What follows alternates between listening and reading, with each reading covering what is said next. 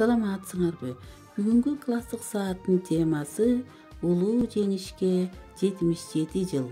Сабактын максаты улуу ата мекендик согуш жөнүндө маалымат алышат. Согушта кызмат өтөгөн ата бабалардын эрдигин баалашат жана даңкташат. Намыскөй, эл жерин сүйгөн, коргогон патриот болууга үйрөнүшөт. 9 май жеңиш майрамы. Совет элинин эң ыйык, эң улуу майрамы. Анткени бул күнгө жетүү үчүн Совет эли 27 миллион адамдан ажыраган. Бул күн Совет элинин 4 жылга созулган эң оор, эң кайгылуу улуу ата мекендик согуштагы фашисттик Германиянын үстүнөн жеңишке жетишкен күн. Бул жеңишти ата бабаларыбыз миңдеген чакырымдар алыста 5 жыл бою фашисттик баскынчылар менен болгон кандуу согушта чексиз азаптарды, көптөгөн жоготууларды алтын баштарынан кечирүү менен бизге тартуулашкан.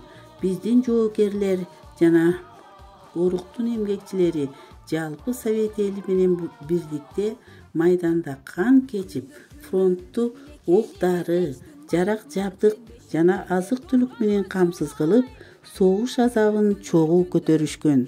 Советтик армиянын катарында 360 миңден ашуун жердешибиз баатырларча салгылашкан. Алардын ысымдары ыйык согуштун даңктуу тарыхында түбөлүккө жазылып калды. Ушул күнү дүйнөгө улуу тынчтык орногон, унутулбайт эч качан улуу жерин коргогон. Билүү керек арулан бизди коргоп аталар кечкендигин жанынан, ошол үчүн бул майрам бизге кымбаттуу баарынан.